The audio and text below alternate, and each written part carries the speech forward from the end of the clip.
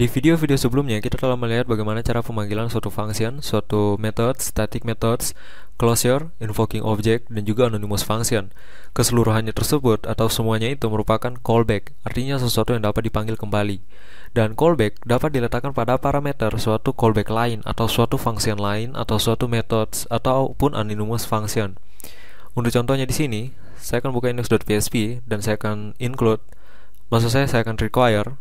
Saya akan masukkan dengan menggunakan fungsi require once untuk include.php. Jadi include.php seperti yang kita telah definisikan sebelumnya, di mana terdapat methods debug, dan di sini saya ganti namanya untuk static debug menjadi static methods, dan underscore invoke. Untuk argumennya semuanya sama, dan saya akan buat tag pre agar tidak perlu break line. Saya akan menggunakan seperti itu, tag pre dari HTML. Dan di sini saya akan membuat satu fungsi baru, misalnya fung1. Fung1 di sini memiliki argumen misalnya funName, dan argumen di sini akan menjadi argumen callback atau argumen callback seperti itu. Dan untuk membuat satu argumen menjadi argumen yang dapat dipanggil, Anda tinggal menambahkan kurung buka dan kurung tutup. Ini adalah salah satu cara membuat suatu argumen menjadi argumen callback. Dan misalnya saya membuat suatu fungsi baru yaitu fung2. Di dalamnya terdapat echo lalu bu. Dan saya memanggil fungsi 1 dan meletakkan suatu argumen, di mana argumen tersebut merupakan argumen yang callback seperti itu yang dapat dipanggil kembali. Yang perlu saya lakukan hanyalah tinggal menuliskan string nama fungsi. Misalnya fung2. Jadi fung2 di sini merupakan callback yang akan dipanggil oleh fung1 di dalam statementnya. Jadi seperti itu. Jika saya kembali ke browser dan saya refresh, Anda bisa lihat bu. Jadi bu di sini ini dipanggil dari fung2, di mana fung2 di sini dipanggil oleh fung1 melalui argumennya, di mana di dalam fung1 tersebut untuk argumen pertama dituliskan dengan menggunakan kurung buka dan kurung tutup. Jadi seperti itu.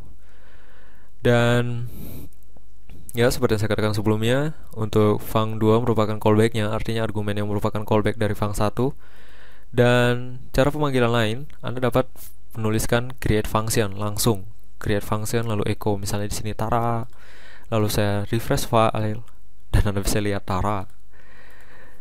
Dan cara lain juga dengan closure atau anonymous function dari instansian dari closure. Saya kembali ke browser dan refresh file, Anda bisa lihat boom. Akan tetapi untuk penulisan seperti yang Anda lihat di sini, yaitu dengan variabelnya lalu menyertakan kurung buka dan kurung tutup, akan bermasalah jika Anda ingin memanggil suatu methods. Misalnya, saya ingin memanggil suatu methods dari kelas callback, yaitu static methods. Static methods di sini dapat dipanggil tanpa melalui objek. Cara pemanggilannya akan bermasalah jika hanya menuliskan seperti ini.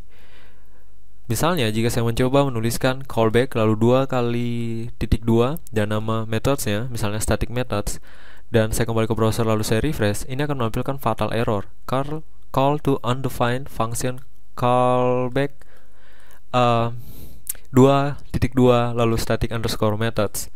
Jadi yang berusaha dipanggil oleh funName di sini di line 6 adalah fungsi yang saya highlight. Jadi dari callback 2.2 sampai static methods ini tidak terdefinisi. Artinya yang dibaca adalah function dan bukan methods. Dan untuk menyelesaikan masalah seperti itu, Anda dapat menggunakan cara pemanggilan fungsi lain, yaitu dengan call user func. Yang perlu diketahui untuk suatu callback selalu menggunakan call user func atau call user func array. Ini untuk flexibility atau fleksibilitas atau lebih fleksibel. Artinya untuk callback kita dapat memanggil suatu method, untuk callbacknya dapat memanggil suatu methods ataupun suatu fungsi ataupun suatu anonymous function, suatu objek yang dapat diinvoke dan lain-lainnya. Semuanya akan valid jika menggunakan call user func atau call user func array. Jadi jika Anda ingin menggunakan parameter dari suatu function sebagai callback, sebaiknya atau seharusnya memang Anda Anda selalu menggunakan call user func dan call user func array. atau call user func array. Jadi di sini jika saya refresh, Anda bisa lihat callback, static methods, dan ya artinya dipanggil, karena untuk static methods hanya didefinisikan, maksud saya tidak diletakkan argumen apapun. Jadi di sini saya juga dapat memanggil dengan menggunakan array untuk static dengan menuliskan nama fungsi di elemen pertama dan nama metodenya di elemen kedua, tetap valid. Atau saya juga bisa memanggil suatu methods dari suatu objek. Misalnya objek yang diinstance dari callback, jadi sini new callback dan methods debug. Saya refresh, Anda bisa lihat sekarang berubah menjadi method debug. Atau saya juga dapat langsung memanggil dengan menggunakan underscore invoke pada suatu objek jika terdefinisi. Anda bisa lihat sekarang berubah menjadi invoke.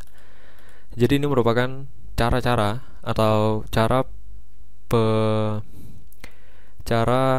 bagaimana menggunakan, maksud saya cara bagaimana menggunakan suatu parameter menjadi suatu callback parameter.